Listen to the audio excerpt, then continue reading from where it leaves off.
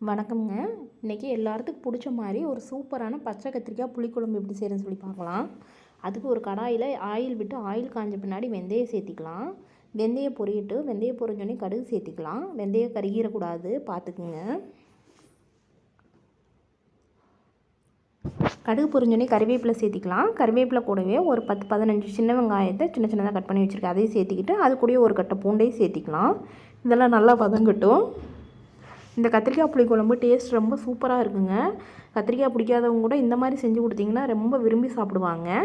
இப்போ ஒரு 2 தக்காளி சின்ன சின்னதாக கட் பண்ணி வச்சுருக்கிறது சேர்த்து அதையும் நல்லா வதக்கலாம்.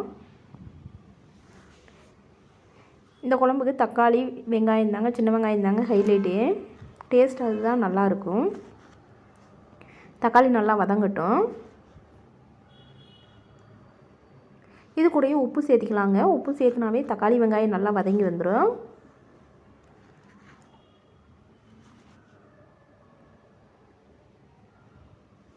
தக்காளி ரேட்டெல்லாம் அதிகமாக இருக்குதுங்க. தக்காளியெல்லாம் பார்த்து சிக்கனமாக செலவு பண்ணுற மாதிரி இருக்குங்க. தக்காளி ஓரளவு நல்லா வதங்கிருச்சுங்க. இன்னொரு 5 நிமிஷம் நல்லா வதங்கட்டும். தக்காளி நல்லா வதங்கிடணும்.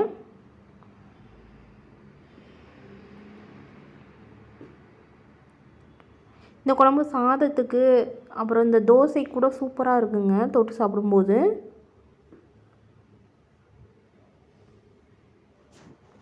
தக்காளி நல்லா வதங்கி வந்துருச்சுங்க. இப்போ ஒரு 1/2 கிலோ பச்சை கத்திரிக்காயை இந்த மாதிரி சின்ன சின்னதாக கட் பண்ணி வச்சு அதையே சேர்த்திக்கலாங்க. கத்திரிக்காய் எப்போவுமே கட் பண்ணோடனே தண்ணியில் சேர்த்திக்கணுங்க. தண்ணியில் போட்டால் தான் கத்திரிக்காய் கருக்காது.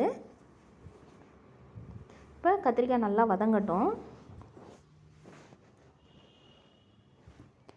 பெங்களூர் சைடெல்லாம் இந்த மாதிரி பச்சை கத்திரிக்காய் கிடைக்காதுங்க. வரி கத்திரி, இந்த ப்ளூ கலர் கத்திரி இந்த மாதிரி தாங்க கிடைக்கும்.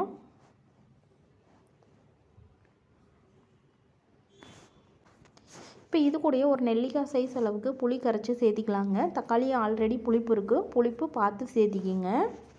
இது கூடயே ஒரு 2 ஸ்பூன் சாம்பார் தூள் சேர்த்திக்கலாம்.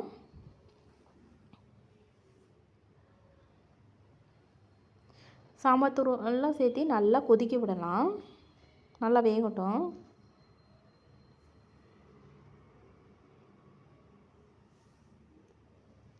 இந்த டைமில் குழம்போட அந்த வாசமே சூப்பராக இருக்குங்க. நம்ம எப்படா குழம்பு ரெடியாகுது சாப்பிட்லான்னு சொல்லிட்டு ஒரு ஆசையாக இருக்குங்க. அந்தளவுக்கு டேஸ்ட் நல்லாயிருக்கும்.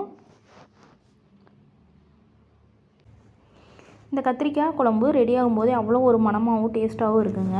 நீங்கள் இதே மாதிரி ட்ரை பண்ணி பாருங்கள், ரொம்ப சூப்பராக இருக்கும்.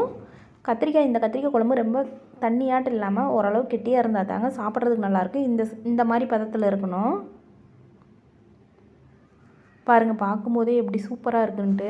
இதே மாதிரி தான் டேஸ்ட்டும் நல்லாயிருக்கும். இது கூடயே செக்கில் ஆட்டின விளக்கெண்ணெய் வச்சுருக்கேங்க, அது கொஞ்சமாக சேர்த்திக்கலாம். ரொம்ப சேர்த்த வேண்டாம், சும்மா ஒரு 1/4 ஸ்பூன் சேர்த்துனா போதும்.